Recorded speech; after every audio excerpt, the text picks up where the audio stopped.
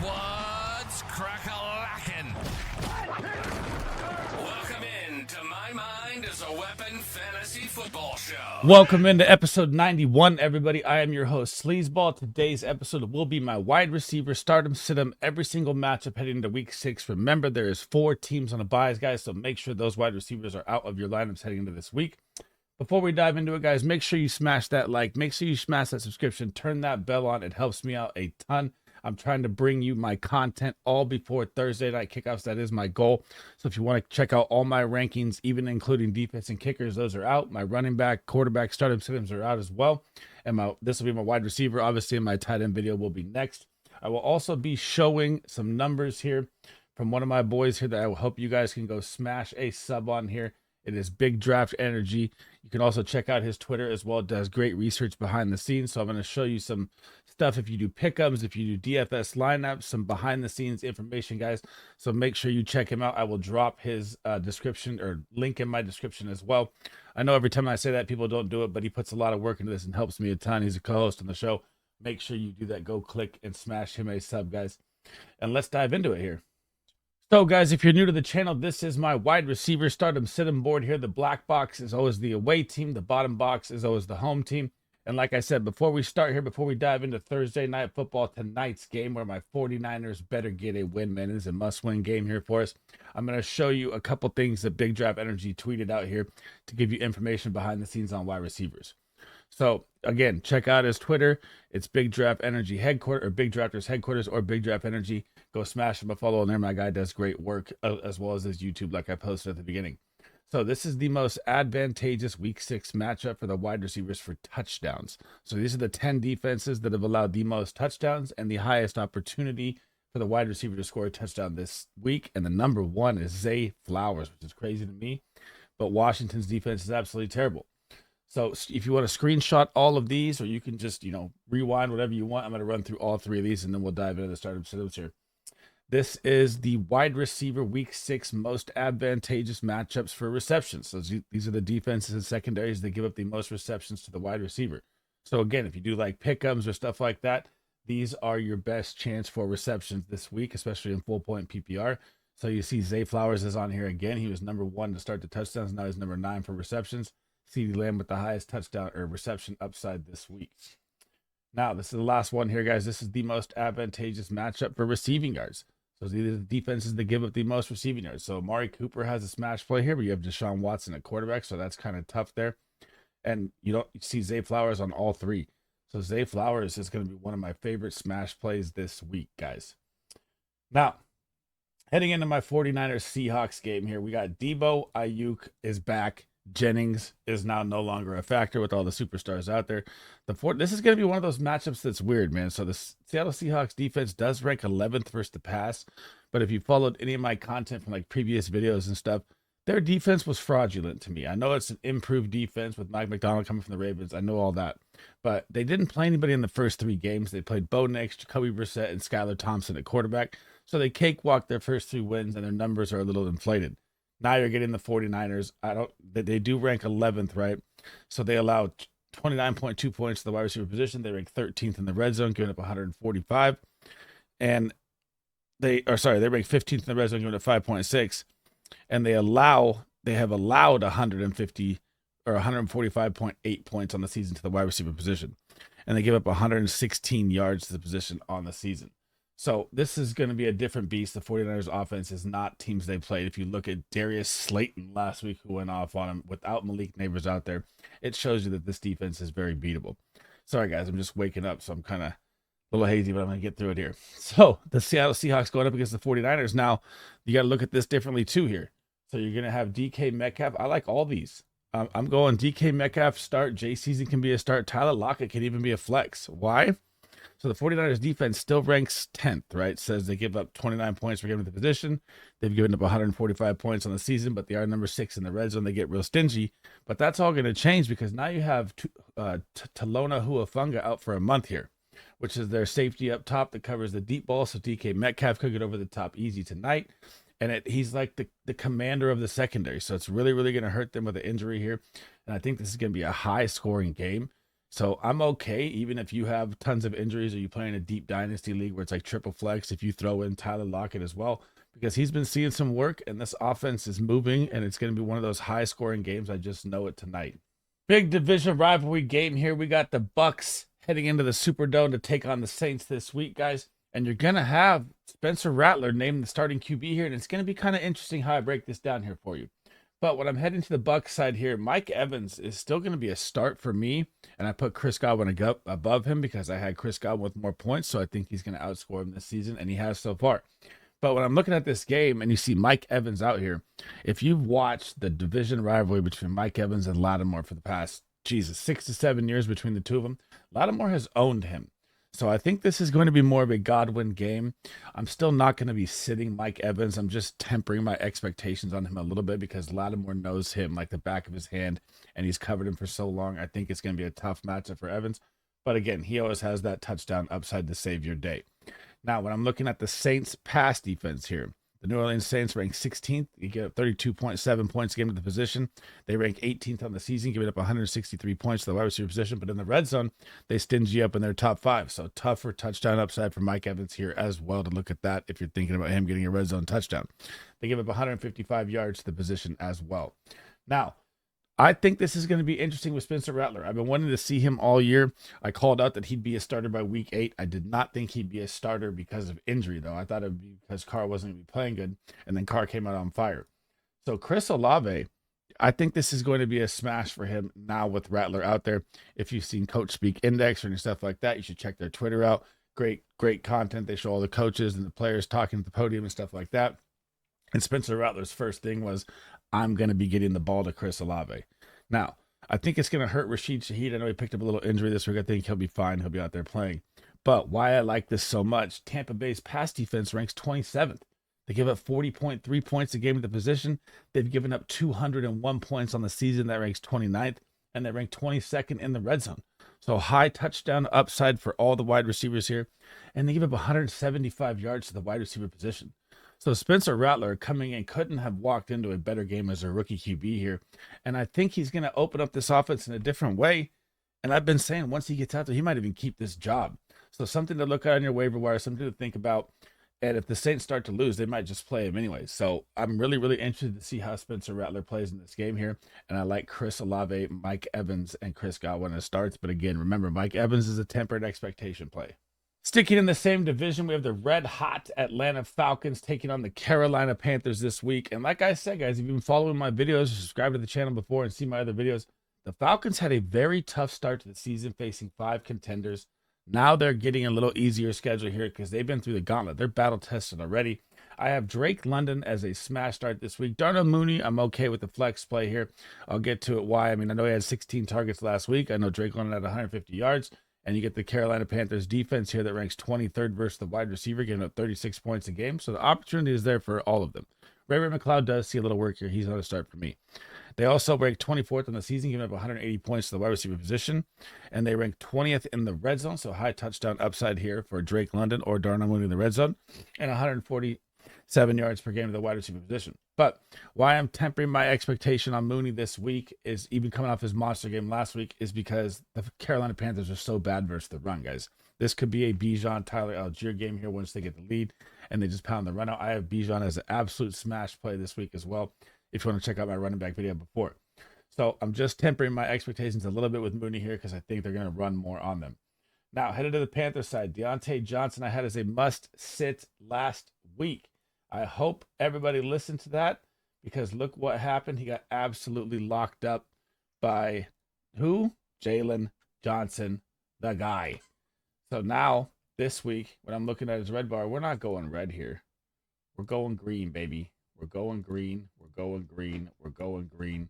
Deontay Johnson gets the Atlanta Falcons here.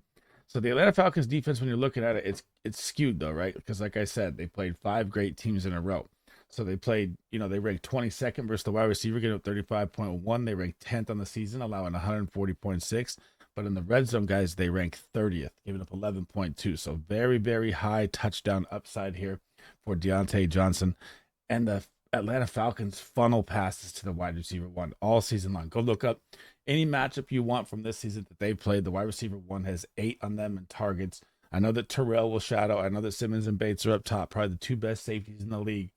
But still, Deontay Johnson is going to get open. They're going to be playing from behind, and the volume is going to be great. Xavier Leggett out there at possible flex play again. He had that 10-target game, then he got hurt. So I'm tempering expectations a little bit here. If you need it because of injury, I'm okay with the start. I don't love it. Adam Thielen's still on IR, so nothing to talk about there. Sunday Night Football, the 1-4 Cincinnati Bengals are headed in to take the New York Giants in a must-win game here. Jamar Chase, guys, was my wide receiver 1 for 2 weeks straight. He was my wide receiver 1 before the season started, and you're getting to see why. T. Higgins popped off a little bit last week. Yoshi, I still have out there. I'm not. We're gonna change it on Yoshi here if possible, midstream here. I'm gonna turn it up. I don't like Yoshi as a flex player or anything like that this week. I think it's gonna be the T. Higgins, Jamar Chase show. You get the New York Giants defense, guys, who actually played good last week for Seattle. They held DK Metcalf down. I think it was just one of those weird aberration games. They ranked 15th for the pass, giving up 32.6 points. They ranked 17th in the season with 162 points, and they ranked 17th in the red zone. So middle of the tier all the way across the board. They give up 132 yards to the position. But again, the Bengals have to pass at will because their defense cannot stop anything. And it looks like maybe Zach Moss might not be out there. A little more Chase Brown in this game. I love Chase Brown. I talked about it in my video before. And now heading to the Giants side, Malik Neighbors, man, if he's out there, this is going to be an absolute smash Malik Neighbors game. So he had the concussion last Thursday night, missed last week, and it's kind of scary right now that he's not out there practicing yet. He was on the sideline on a Wednesday. I know it's early. You got to wait till Friday, mainly for the main updates, so make sure you're checking tomorrow.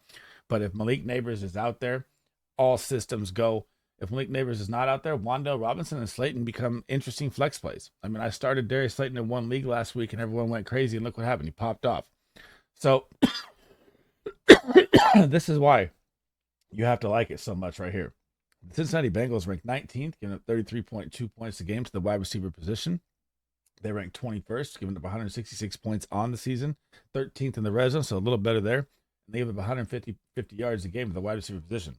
So this is going to be a smash play here if Malik Neighbors can get out there. But again, if Malik Neighbors is not out there, I'm okay with flexing Wan'Dale or Darius Slayton. But if Neighbors is out there, all systems go. Jamar Chase is the best in the league. He should be out all the time. You have to think about that. Should always be green. And T. Higgins is popping off now, man. The Pittsburgh Steelers, and looks like Justin Field, as of right now, is heading into week 6 as the starting quarterback again. I think he should be the starting quarterback all season, but that's just my opinion. Now, for the Steelers side here, I don't know what happened last week versus the Cowboys, Sunday Night Football. George Pickens was not used 50% of the snap share last week. They said he wasn't part of the game plan. Absolutely mind-blowing. This is why Arthur Smith drives me nuts as an offensive coordinator. I don't even know why they hired him. It's completely bonkers to me. But when you get the Las Vegas Raiders, this should be a game where George Pickens gets involved more than not. But this is my last time riding him green here, man, because it's getting rough. So the Vegas Raiders... Las Vegas Raiders are 13th versus the wide receiver, 31 points a game, 158 points on the season. They rank 15th. In the red zone, they're even worse. They rank 21st. So very high touchdown upside here for George Pickens this week. And they give him 155 yards to the wide receiver position alone. And I just need to see George Pickens used. Not being used at all last game in a game where they needed to win it and were to keep Justin Fields' job. I know Justin Fields drove him down and got the touchdown at the end. And then the defense kind of broke at the end, and the Cowboys got the win with that Tolbert catch on 4th down, which was nasty. But they got to get George Pickens at least 8 to 10 targets a game here. And there's no Devontae Adams. I think he's done playing for the Raiders this year. Jacoby Myers, I am not starting versus the Pittsburgh Steelers defense when he's the only one out there. Trey Tucker, I'm not even thinking about. I know that Aiden O'Connell was named the starting quarterback finally, so we know Gardner Minshew is now out of there. But guys, the Pittsburgh Steelers defense is insane, one of the best. I know that Dak Prescott shredded them, but that is Dak Prescott. That is not Aiden O'Connell. That is not the Raiders. So the Steelers dropped from like number 5 last week to number 12 because Dak Prescott ate them alive. So they gave up, these numbers are inflated because of one game. So they gave up 30 points a game to the wide receiver position. They ranked 14th overall, giving up 152, and they ranked 10th in the red zone. So very, very stingy in the red zone. 155 yards to the wide receiver position on the season. And, man, Aiden O'Connell's in for a nightmare game. They got Wilkins out on defense, too. The Raiders are just falling apart right now. Antonio Pierce probably on the hot seat right now as well. And I don't like anything coming from Oakland anytime soon here, guys. The shootout game that Las Vegas has projected as the highest point scoring game of the week at 52.5. The Lions are headed into Jerry's world, and the Cowboys defense is beat up. Guys, Micah Parsons didn't practice yet. We don't know if he's out. Lawrence is out. Deron Bland is on IR. Diggs has looked bad off his ACL injury.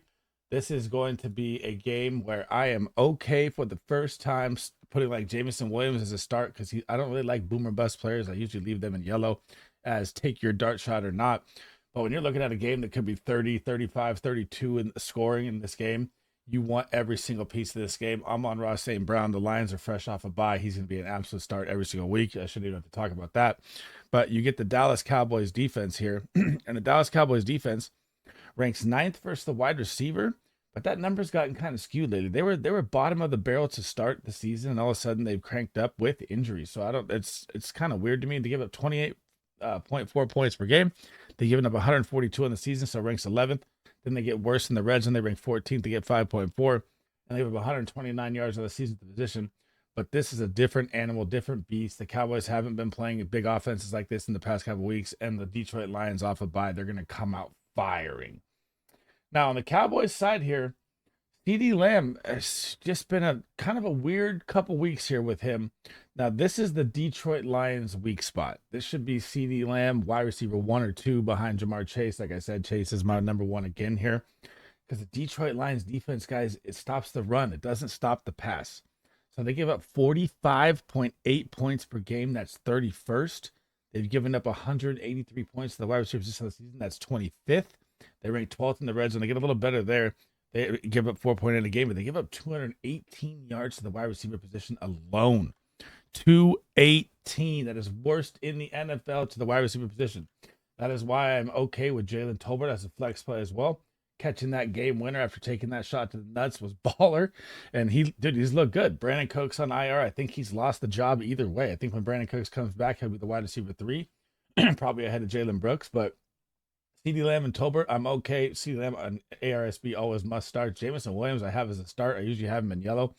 And Jalen Tolbert, I could possibly put in green, but I'm putting him in there as a flex play because I think he could have a big week. And this is going to be a very, very high scoring game that I can't wait to watch.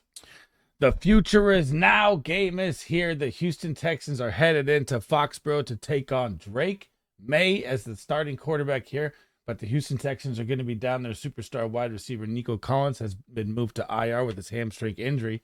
So now Stephon Diggs and Tank Dell. I'm going to put Tank Dell as one of my smash starts this week, although he's had a slow start to the season. And here's why. The New England Patriots are going to have Christian Gonzalez shadowing Stephon Diggs all over the place. And the New England Patriots give up deep ball air utilized yards the most. This is where Tank Dell is going to get loose. He's going to get free in this game. And I love Tank Dell and Stephon Diggs as smash starts this week, even though Diggs is going to draw a tough matchup. The New England Patriots defense ranks 21st versus the wide receiver, giving up 33.7 points a game. They rank 23rd overall in the season, giving up 168 points. But in the red zone, they stingy up. They rank 11th, and they give 164 yards to the position, which is top 10, bottom worst in yards as well. So the only thing I'm worried about here in this game is with these wide receivers, if they don't pop early, could become a Dameon Pierce, Joe Mixon if he's out there. I know he's still injured right now. We don't have the update. Run game, because the Texans get up, they can just run the clock out here. Drake May's in for a very tough game with this Texans defense for a first start for a rookie. It's not going to be fun for him, but he could open up the offense. Now, on the Patriots side, God, please let me get Javon Baker out there for the love of God. My sleeper of the year can't even get on the field. Now, Pop Douglas has seen 22 targets in the past 3 games. So possible flex play there if you need. Don't love it, don't hate it. But now you have a new quarterback, so all those numbers can be tossed out the window because those were 9 targets in 2 or 3 games, which could be reset. Now you have Drake May. You don't know how it's going to look yet.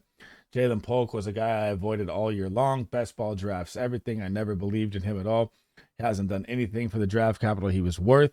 I tried to tell you guys that Rome Odunze got him drafted out of Washington, and the injury to Jalen McMillan really helped because you can see he's a possession receiver that really doesn't get much separation. KJ Osborne, nothing to talk about there. So, again, Stephon Diggs, tough matchup with Christian Gonzalez. Still a start, but temper your expectations, kind of like Mike Evans. Tank Dell I have as one of my smash plays this week, and Demario Douglas is a possible flex play this week. Another almost 50-point game here it's at 48 right now, or 47.5 for the Arizona Cardinals heading into the Green Bay Packers. So they expect fireworks in this game, as do I. Now, when I'm looking at the Cardinals side, man, Marvin Harrison Jr. coming off a tough matchup last week with Tardavius Ward, the 49ers. I was at the game. I also watched him beat us at the very end with the game-winning catch to seal the drive, which really hurt. Now, you get the Green Bay Packers this week. You are going to get Jair Alexander. It's a tough matchup, but Jair doesn't shadow all over the place, so you can move Marvin around here.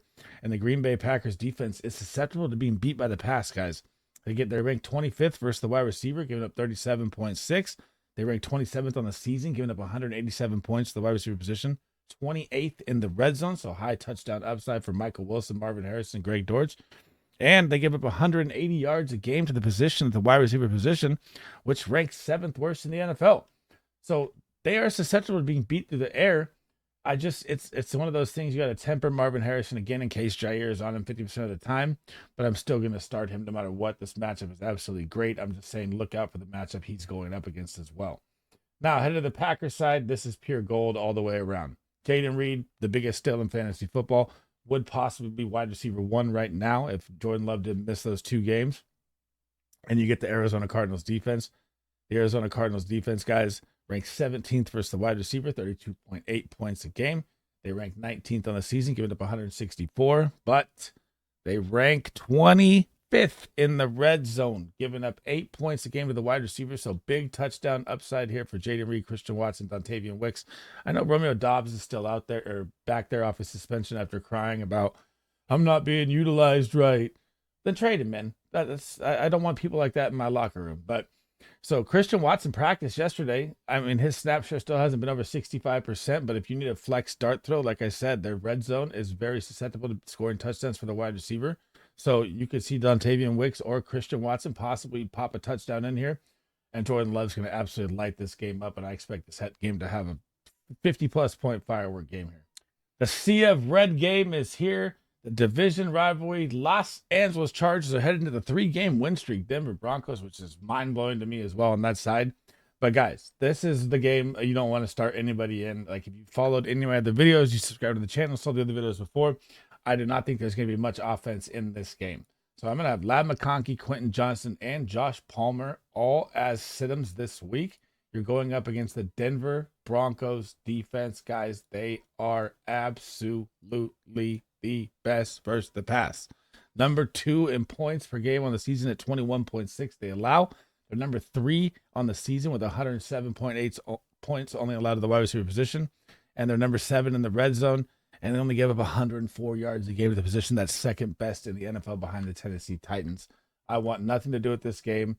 This is going to be a ground and pound run game all the way. Even when I look at Cortland Sutton and the possible volume he could get, or Marvin Mims or Josh Reynolds or whoever they're throwing out there, the Denver Broncos are rotating wide receivers and tight ends. They're not even using Dolces. They're just all over the place, right? But they're still getting wins, which is crazy. But the Los Angeles Chargers are number 3. This is number 2 versus number 3 versus the pass right here, guys. This is why I'm saying this is going to be a heavy J.K. Dobbins, Javonte Williams game. The Chargers rank 3rd, giving up 23.1. They rank 2nd on the season, giving up 92.3. Better than the Broncos. Less points than the Broncos allowed in passing. Obviously, they had the bye week, which helps them. Chargers are number 1 in the red zone with 0 points allowed to the wide receiver.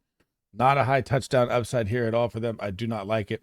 They allow 117 yards on the season to the position, which is 4th best in the NFL. So, right? Think about what I'm saying here. This is going to be Javonte Williams, J.K. Dobbins, Gus Edwards, Jaleel McLaughlin, ground and pound, field goal kick 'em game in Mile High Stadium. It's going to be really, really ugly, guys. And I don't like many starts here besides the running backs. Monday Night Football, the Buffalo Bills, coming off that brutal loss to the Houston Texans, are headed into the New York Jets. And this is going to be that weird game for me here. So what I noticed last week, right, and the Jets have a very good pass team. We'll get to that in a second. But what you noticed last week with the Bills was they needed Khalil Shakir. The offense looked completely different without him out there. And, I mean, he just makes the glue. He's the glue to the offense to me. So if he's out there back healthy, which looks like he practiced a little bit here, he's going to be a must start for me because Keon Coleman, I know he caught the touchdown last week on the deep ball, has not seen much volume. Curtis Samuel has not seen much volume. It's been more of a James Cook show. And now you get the New York Jets defense, guys. They rank 6th versus the wide receiver, get up 24.8. They rank 6th on the season with 124. They rank 9th in the red zone, and they allow 105.6 yards. These DJ Reed and Sauce on the outside are the most ridiculous corners you can get, and Khalil Shakir is going to have the opportunity in the slot. That is why I like this. Keon Coleman, more of a dart throw to me, flex play if you need because of injuries. Don't love it, don't hate it. Just one of those, if you need a play, I'm okay with. It's not amazing. Curtis Samuel has fallen off the radar for me. Heading to the Jets side now. Robert Saleh fired as the head coach. So rumors right now are that Ben Johnson, possibly the offensive coordinator from the Lions, that would be amazing for them. Obviously, nothing's official yet. There's been some other talks of, I believe, the Georgia Kirby Smart, but I don't think that's going to happen either. But I don't even know who's going to be the interim right now. I haven't seen the update. So if you guys know, drop in the comments, let me know. But Garrett Wilson, man, Garrett Wilson's the guy you got to temper expectations here again as well. So Buffalo Bills have been number one at locking up the number one wide receiver. They're 5th on the season versus the wide receiver at 24.8. They're 5th on the season in total points at 123.8. And they give up 9th in the red zone at 3 points per game. So very, very tough matchup. They allow 114 yards of position here as well. But coming off the massive targets, Garrett Wilson is leading the NFL at targets for the wide receiver. You just can't bench the guy now, especially with the new, whoever the coach is going to be or however Aaron Rodgers wants to run this. And Allen Lazard is a possible flex play for me. I mean, he's just Aaron Rodgers' guy. He's just a nose for the end zone. He's this is like a Keon Coleman. I don't love it. I don't hate it. But if you need to plug and play it, I'm fine with it. Mike Williams hasn't really had his game yet. His snaps did go up. That was good to see. It's just Lazard. Lazard is still A-Rod's guy. I just can't trust Mike Williams yet. I mean, I want to throw him out there because he's an athletic specimen, but it's just been the Allen Lazard, Garrett Wilson show right here. And I hope they get Breece Hall going in this game. The Indianapolis Colts are headed into the Tennessee Titans this week, fresh off the bye. The Indianapolis Colts, man, are falling apart right now. Michael Pittman now with the back injury, supposedly, possibly headed to IR is the update. That really hurts. We should get to see Josh Downs. He had an injury yesterday, but he should be out there. And Adonai Mitchell should get a little upgrade here as well. Could be Alex Pierce. He's more of a home run hitter type in this game. But, man, when you're looking at the Tennessee Titans, guys, the only reason I like Downs is because he's not going to probably draw Snead on the outside. Ladarius Snead is lights out. The Tennessee Titans are number one versus the wide receiver position, only giving up 20.3 points a game. They're number one in fantasy points on the season at 81.1. They've obviously had the bye. But still, if I'm looking at teams not with the bye, so let's say the Denver Broncos, they're still 27 points ahead of them, and they average 20 a game. So they'd still be number one unless they got a massively blown out game against them. They rank number 3 in the red zone, and they rank number 1 in yards per game at the wide receiver position, the 95.8 yards. This is a lockdown pass defense, guys. So I know if AR-15's out there, it's probably different. I know he's practiced twice. He's probably going to play. It's just one of those tough matchups here, and Michael Pittman going down really hurts. I mean, Josh Downs is someone I'm really, really interested in starting this week just because of that, even though he's been popping off. But it's just a matchup that I like for him. Now, heading to the Titans side, this is going to be interesting, guys. So I'm going to have DeAndre Hopkins and Calvin Ridley as starts this week. And here's why. Coming off the bye, DeAndre Hopkins hasn't played over 50% snaps yet. But what you have to realize here is Titans season may be over if they lose this game. So DeAndre Hopkins may be who they're going to showcase in this game to try and get some trade value, get a little capital heading into next year, however they want to play it, because they have Calvin Ridley signed at a massive contract. So if DeAndre Hopkins comes out and plays more than a 50% snaps like he's done off the bye week, he was older with the injury. This could help him a little more, probably get up to 70, 80% here. You get the Indianapolis Colts defense. They're a pot of gold across the board. They can't stop the run. They can't stop the pass. They can't stop anything.